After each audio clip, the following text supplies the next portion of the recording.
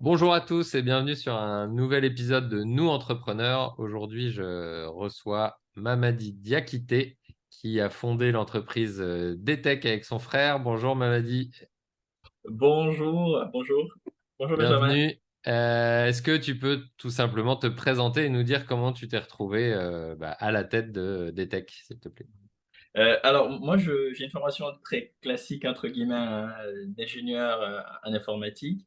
Voilà, j'ai fait mes études à Lyon entre 2004 et 2009. Hein. Puis bon, j'ai fait quelques années en tant que salarié et puis ensuite quelques années en tant qu'indépendant. Donc travaillé pour différentes sociétés à Lyon et même à Paris. Bon. Et puis bon, en 2016, l'envie d'entreprendre a repris le dessus et puis voilà, je suis parti là-dessus avec mon frère qui est du coup associé depuis maintenant 7 ans. Ok, ton frère Nabi, c'est ça? Nabi, c'est ça. Ok. Alors tu dis, l'envie d'entreprendre m'a repris. Ça veut dire quoi? Il y avait elle existait déjà avant. T'avais déjà fait un test. Tu peux nous en dire un petit peu plus? En fait, le truc, c'est que moi, j'ai commencé à travailler en 2009, en sortant d'études, et j'avais déjà immatriculé ma première boîte. En fait, Ok. je savais que j'allais entreprendre. Maintenant, la question, c'était à quel moment. Voilà, il faut se lancer. Bon, ben, forcément, en sortant d'études, voilà, on ne sait pas faire grand-chose encore. Donc, bon, quelques années, 3 ans en tant que salarié pour prendre un peu d'épaisseur et puis apprendre aussi le métier de développeur, hein, qui est à la Ouais. base vraiment mon expertise. Et puis bon, ben, au bout de 3 ans, on se dit voilà, bon ben, ok, ce Sierrette là, il est à côté, il faut en faire quelque chose. Bon ben, il n'y a pas de bon moment pour se lancer. Et on est en 2013 à ce moment-là. Voilà, le marché du freelance en développement, hein, c'est pas du tout celui qu'on connaît aujourd'hui. Mais beaucoup moins de monde, les entreprises étaient beaucoup moins à l'aise aussi avec cette notion-là Ouais. d'indépendant. Et bon, n'empêche, j'ai quand même pris mon courage à deux mains et puis voilà, quelques années, 3 ans et demi également en tant qu'indépendant pour un peu se confronter à la paperasse et toutes les difficultés d'un jeune entrepreneur. Et puis, bon, ben, ensuite, assez rapidement, on se dit, bah, faut qu'on aille, on passe à l'étape d'après et tous les deux, ben, on fusionne nos activités en quelque sorte et puis on va un peu plus loin, quoi. Ok. Alors on rembobine un petit peu. Donc tu parles d'indépendants. Là, je pense que vous êtes une vingtaine, c'est ça, hein, C'est ce que ça. tu me disais. Est-ce que tu peux nous dire un petit peu aussi, c'est le moment de dire ce que propose DTech et à qui? Complètement. Alors, en fait, nous, le parcours est assez atypique. Parce que du coup, avec Nabi, quand on se lance, effectivement, lui aussi, d'ailleurs, de son côté, hein, il a été quelques années en CDI, alors beaucoup moins longtemps que moi. Il a été, je crois, 1 an et demi en CDI en tant que salarié. Puis bon, ben, je pense que la vie était encore plus forte chez lui. Il s'est lancé tout de C'est quoi? suite en C'est ton indépendant. petit frère alors, c'est ça? C'est mon jeune frère, ouais. Ok, ouais. C'est mon jeune frère, donc il se lance assez rapidement en indépendant. Et puis voilà, en 2013, on se dit, voilà, on fusionne les deux activités parce qu'on savait qu'on ne voulait. La phase d'indépendant était vraiment une phase d'apprentissage, donc ça, on le savait. Donc, ben, en 2016, on a une boîte d'une personne, de deux personnes plutôt, des techs. Et là, le projet est très clair au début. On sait qu'on veut être éditeur de logiciel. Bon, et c'est d'ailleurs l'une de nos activités principales. C'est l'activité principale Ok. aujourd'hui. Mais le fil, c'est que ben, quand on se lance dans l'édition de logiciels, en particulier pour les TPE-PME, en fait, c'est un marché qui est assez concurrentiel. Hmm. Finalement, il faut réussir à trouver les premiers clients, adresser les premiers besoins. Et c'est pas évident d'avoir un produit. Ça prend du temps de construire un produit. Donc, forcément, en 2016, on n'a pas encore grand-chose. Mais ce qui fait qu'en fait, l'entreprise prend un virage à ce moment-là qui est bah, celui de la formation. C'est-à-dire que pendant quelques mois, on se retrouve, et c'est marrant, pendant 4 mois, quand on se lance en juillet 2016, on est enfermé chez lui dans son appartement. Et là, on développe un produit qui est très précis qu'on a en tête. Sauf que bon, ben, les factures, la trésorerie font très très vite. Et Ouais. du coup, on commence à répondre aux sollicitations pour aller former des personnes en reconversion. Et pour financer du coup le projet, on y va. On y va, et moi je me lance. On est fin 2016. Et puis il y a un des acteurs, un des gros acteurs de la formation en France qui me propose d'aller à Clermont et de former des gens pendant 3 mois. Ok. Donc moi j'ai précédemment accompagné des juniors, mais j'ai jamais formé des gens pendant 3 mois, encore moins des gens en reconversion pro. Ouais. Bon, ben, j'y vais. Et puis en fait, ça se passe super bien. Ça se passe vraiment super bien. Ces 10 personnes-là, au bout de leur formation, sont embauchées par l'une des grosse SS2I qui est à Clermont. Je ne dis pas son nom, mais je pense que tout le monde la reconnaît assez facilement parce elle est quasiment la seule ou Ouais. l'une des seules qui est bien implantée. Donc, bah, du coup, ça donne une sacrée belle expérience. On se rend compte qu'au-delà de réussir à financer comme ça des techs, en fait, on prend goût à ça. Donc, on le fait Ok. une fois, une deuxième fois, une troisième fois. Bah, on va un peu partout, hein. On va à Paris, on va à Strasbourg, on va à Toulouse pour faire ça. Et puis, avec Nabi, on se dit, finalement, en fait, on a un savoir-faire qui est finalement le développement. Et bah, autant en faire aussi autre chose. Donc, du coup, on crée un centre de formation qui aujourd'hui est Calliope. Ok. Voilà. Et du coup, le centre de formation là, il est vraiment son activité, c'est former des gens, des développeurs, mais c'est des gens qui viennent d'ailleurs. Ils ont été enseignants, ils ont fait de la physique, ils ont fait des maths, Ouais. ils ont fait C'est pas leur droit. première vie professionnelle, quoi. C'est ça, c'est pas leur première vie. Voilà. Et en fait, ces deux éléments-là, en fait, aujourd'hui, ça correspond au modèle d'entreprise de DTech parce que ensuite, cette OF-là, on arrête de le faire pour d'autres, on décide de le faire pour nous-mêmes. Donc, en 2019, on va chercher des personnes qu'on forme avec l'aide de Pôle emploi et d'Atlas, qui est le financeur des formations dans Ouais. l'informatique. Et puis, ben, on a 10 personnes, on en embauche 6. Et puis, ben, ça se passe très bien. On arrive à commencer à faire des logiciels. Donc, on revient un peu on raccroche le wagon de la formation avec la partie édition. Et puis ensuite, s'écoule 2 ans. Et puis en 2021, on refait encore la même chose. On va également former des personnes qui viennent d'autres horizons. Et du coup, on fait des logiciels avec eux. Ce qui fait qu'en fait, au bout aujourd'hui, en fait, c'est nos deux activités. C'est-à-dire qu'on est vraiment éditeur de logiciels à Ouais. destination des TPE, PME. Et, euh, et, euh, et l'idée, en fait, c'est que notre particularité, c'est qu'on pense que faire des logiciels finalement pour les entreprises, c'est intéressant aussi de le faire avec des gens qui viennent d'horizons différents, parce qu'ils ont un vernis différent, une culture, un parcours différent, ce qui donne du coup une attention très métier, Ouais. voilà, une attention particulière à nos logiciels. Voilà. Ok, alors tu parles le logiciel de TPE, PME qui est effectivement un domaine assez concurrentiel. Est-ce que c'est quoi votre unicité? Qu'est-ce qui fait que une TPE, PME doit venir chez vous ou vient chez vous naturellement et se dit bah c'est chez eux que je vais pour tel besoin ou c'est un secteur, c'est un métier, c'est quoi? Alors, il y a vraiment, il y a trois choses, hein. C'est vraiment, nos clients viennent souvent chez nous et restent chez nous pour trois raisons. La première, c'est notre agilité. C'est vraiment notre capacité, du coup, à partir de nos solutions. Finalement, aujourd'hui, on a des solutions sur étagère. On peut presque en prendre une et puis la déployer pour un besoin précis. Mais finalement, notre plus-value par rapport aux acteurs qui sont soit plus gros ou à la concurrence, c'est que nous, on est capable de prendre nos solutions et de les adapter vraiment aux besoins spécifiques de chaque entreprise.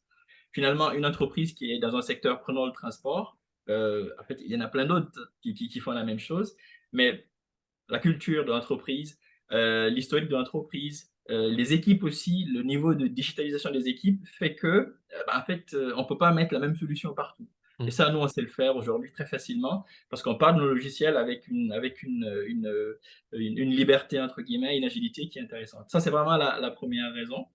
La deuxième, c'est notre savoir-faire en conduite du changement. Finalement, souvent, quand on parle logiciel, application, on pense ligne de code, on pense développement. Hmm. En fait, il y a d'abord un savoir-faire qui est en amont, qui est vraiment la capacité à amener tout ce qui est transition numérique au sein d'équipes dont ce n'est pas le cœur de métier l'informatique. Et donc, nous, on va être capable de s'adapter à la fois aux équipes très digitalisées, bon, mais aussi aux équipes qui le sont moins, voilà, de manière à finalement conduire le projet et au bout, en fait, tous les acteurs sont embarqués et je dis souvent que la mise en production doit être un non-événement. Voilà. Ouais. Parce que les gens l'ont adapté au fil du chemin, ils ont participé à le concevoir, on les a intéressés. Voilà. Ça, c'est vraiment un deuxième élément que nos clients apprécient. Et puis, il y a un dernier élément, on en a parlé tout à l'heure en préambule, c'est l'expérience utilisateur. En fait, notre cœur de métier, ce n'est pas d'aligner des lignes de code ou même d'aligner des suites de fonctionnalités. Ce qu'on fait, c'est vraiment de répondre à des besoins, à des problèmes, à une difficulté. Et pour ça, il faut partir de cette difficulté-là, identifier le parcours utilisateur et concevoir l'outil de manière à améliorer sa productivité, à améliorer, à rendre l'information accessible facilement, à réduire le risque d'erreur. Et ces enjeux-là, pour les adresser, l'expérience utilisateur doit être au cœur du développement des outils. Et c'est ce qu'on essaie de faire sur l'ensemble de nos solutions. Donc voilà les trois éléments qui font que bon, ben, les TPE-PME viennent nous voir, en particulier à DT, quoi. Ok, et donc c'est marrant, c'est que j'imagine qu'effectivement la formation de personnes dont l'informatique n'est pas le premier métier doit pas mal vous aider et infuser sur ce que tu disais du fait que des équipes qui ne sont pas forcément digitalisées, voilà, vous allez travailler avec eux et donc vous allez réussir à bien comprendre cette diversité de profils et des gens voilà, qui ne vivent pas l'informatique au jour le jour, on va dire. C'est exactement ça. J'ai un exemple que je prends de temps en temps, c'est que chez nous, on a des développeurs qui ont été précédemment conducteurs de camions. Bon, et ben, du coup, dans le transport, et ben, très bien. Ça fait que du coup, des enjeux Ouais. liés, typiquement, on a deux de nos outils qui répondent précisément à cet enjeu-là.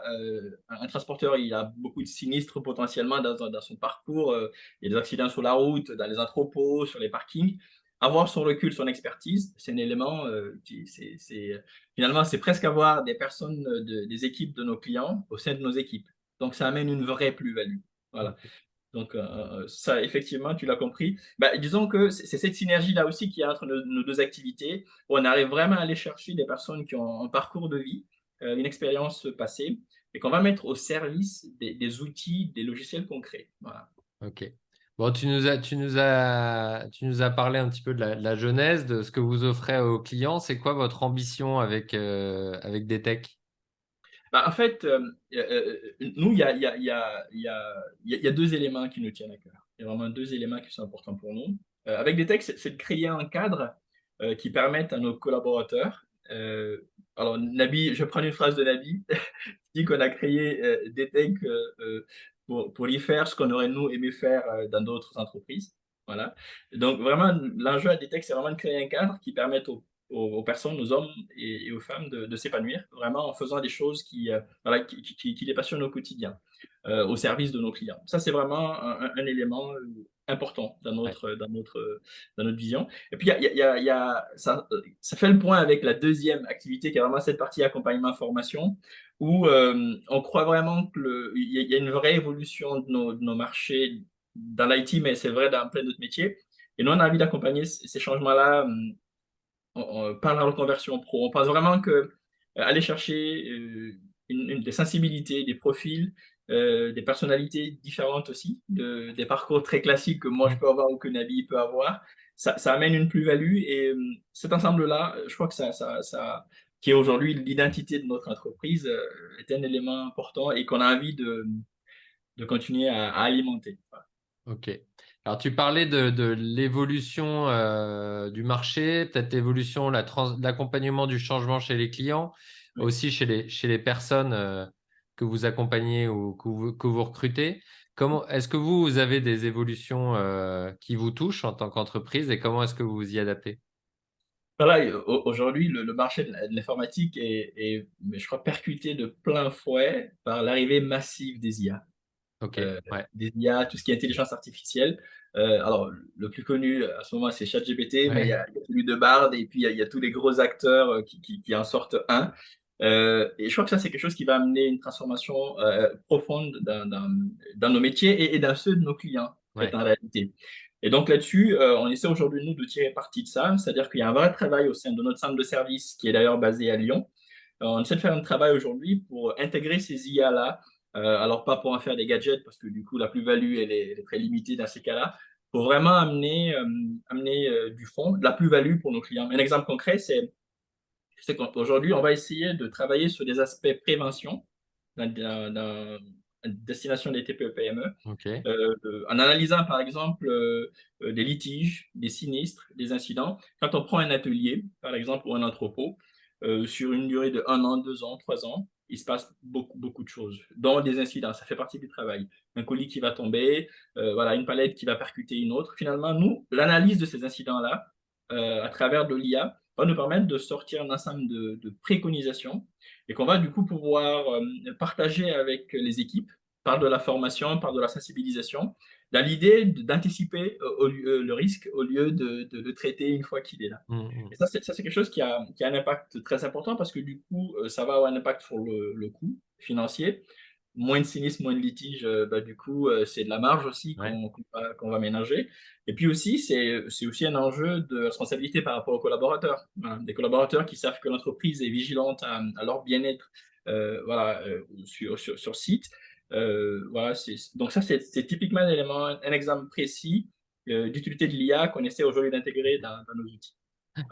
Très bien. Et ouais, c'est marrant, j'ai jamais vu comme ça, mais quand tu en parles, j'ai l'impression que ça fait longtemps que, donc on parle plein d'IA en ce moment, évidemment, tout le temps, mais avant, on a parlé beaucoup de big data, mais quelque part, il n'y avait pas d'exploitation de ça. Donc, il y a plein de boîtes qui ont stocké de la donnée. Et là, il y a l'IA, en fait, notamment, vient permettre d'exploiter d'une manière C'est ça, accessible c'est ces ça. données qu'on a stockées depuis 10 ans, là, sans savoir ce qu'on a. En disant, il faut tout garder, mais on sait pas trop quoi en faire, quoi. C'est exactement ça, Benjamin. C'est exactement ça. L'idée, c'est d'aller exploiter parce que l'IA va avoir une capacité d'analyse lorsque c'est bien maîtrisé, lorsque c'est bien piloté, qui va être très poussée. Elle va être capable d'absorber une quantité d'informations qu'on peut difficilement, en tant qu'être humain, absorber et analyser en peu de temps. Et c'est aussi les données qui évoluent dans le temps. C'est-à-dire qu'une recommandation qui est valable, je veux dire, en janvier 2023, un an après ou même Ouais. 6 mois après ne sera pas tout à fait la même parce qu'elle aura été enrichie par d'autres données. Et donc, c'est exactement ça. C'est exactement ça. Ok. Bon, le temps file, c'est un format qui est un peu frustrant parce que on pourrait parler des heures, mais j'essaie de garder le format un petit peu court. Est-ce que tu peux nous partager un apprentissage de alors je sais pas, depuis 2009 ou 2016, tu choisis de ton métier d'entrepreneur que tu pourrais partager? Alors, les apprentissages, il y en a beaucoup, mais je crois que celui, moi, qui m'a percuté le plus, c'est la gestion de l'humain. La gestion de l'humain. Finalement, on se rend compte que quand on est entrepreneur, fortiori dirigeant d'entreprise, alors nous, on vend des logiciels, bon, on fait de la formation, etc. En fait, on fait d'abord de l'humain. C'est d'abord de l'humain. Et finalement, le vrai enjeu de nos métiers aujourd'hui, c'est de réussir à gérer cette dimension humaine avec, je crois, de manière efficace parce que je crois aussi que les aspirations des générations qui arrivent derrière sont aussi un peu différentes des nôtres ou de celles de nos parents encore. Et je crois qu'il y a là un apprentissage sur une capacité à créer un cadre où les gens vont à la fois être épanouis, et du coup être efficace et productif parce que c'est aussi le but dans une entreprise. Mais il faut que ça puisse se faire avec une forme d'équilibre vie pro, vie perso parce que voilà, on ne se définit plus, en tout cas tout le monde ne se définit plus que par le travail. Le travail parfois devient un élément secondaire, mais ça ne veut pas dire que les gens ne sont ni impliqués, enfin ils sont pour autant impliqués, mais leurs priorités sont peut-être ailleurs. Et donc Ouais. il faut être capable de gérer ça. Et ça, c'est quelque chose que je crois que j'ai appris et durant ces années-là et sur lequel, en tout cas, on a envie d'avoir une attention particulière à des techs pour à la fois garder les bons talents, aussi attirer les bons talents, tout en créant presque une forme d'intrapreneuriat où les gens ils ont Mm. cette liberté-là, qui est un mélange de liberté, flexibilité, mais en même temps efficacité, enjeu, productivité. Voilà. Ok, bon, génial. Une dernière question ou une actualité, donc une dernière question que je ne t'aurais pas posée à laquelle tu veux répondre, ou alors une actualité, un message que tu veux faire passer à nos auditeurs. Bah, en fait, là, il y a pas mal de sujets, pas mal d'actualités que j'aurais envie de partager. Il y en a une en particulier qui est liée à notre activité d'édition de logiciels. Dans les semaines à venir, on va sortir une suite d'applications de métier. Et jusque-là, il y a une vraie barrière que les TPE, PME rencontrent souvent, c'est la barrière aussi du coût. Parce qu'un logiciel, ça a un certain coût. Du coup, nous, on a fait le choix ces derniers mois de travailler à les mettre sous forme d'abonnement, un SaaS, pour Ok, utiliser un mot qui est assez connu, de manière à ce que le coût pour ces entreprises-là soit plus supportable et finalement qu'elles aient une forme de flexibilité à s'abonner sur un nombre de licences et puis bah, arrêter au bout de 3 mois et puis reprendre ensuite ok. 3 mois après. Et donc là, on va amener des solutions de gestion électronique de documents pour simplifier vraiment la relation 360 des entreprises avec leurs partenaires. Voilà, gérer les documents de manière vraiment fluide. On va amener une sorte d'extranet digitalisé. C'est un outil en fait qui permet à une entreprise de communiquer avec l'ensemble de ses partenaires, tiers, fournisseurs, clients, etc. Bon, la solution de gestion des litiges sinistres dont on a parlé rapidement, et le tout attaché à un CRM qui permet de gérer sa relation quotidienne avec des contacts, etc. Donc ça va arriver vraiment dans les semaines à venir de manière à permettre aussi à ces entreprises-là qui sont le tissu social en France, notamment, mais dans beaucoup de pays, de se doter d'outils voilà, à la mesure de leurs enjeux. Ok, et alors, bah, s'il y a des entrepreneurs qui nous écoutent et qui sont intéressés, comment est-ce qu'ils te contactent? Bon, alors là, c'est très facile. Moi, je suis très actif sur LinkedIn. Donc, mon profil LinkedIn, Mamadi Diakité, voilà, là, je suis très actif sur les sollicitations les retours, les prises d'infos, etc. Ou alors notre site, detect.fr, avec un formulaire de contact bon, qui prend moins d'une minute à remplir, hein, qui est très rapide et qui permet du coup voilà, de prendre contact. Là-dessus également, on est très réactif et voilà, et il y a rapidement une personne au bout du fil. Voilà. Ok. Bon, bah super. Merci beaucoup, Mamadi, d'avoir répondu à mes questions. Et puis, bah, on te souhaite plein de succès aussi sur ce pivot, du coup, nouvelle offre. Et on suivra ça avec grand intérêt. À très bientôt. Merci Benjamin, tout le plaisir a été pour moi. À bientôt. Au revoir.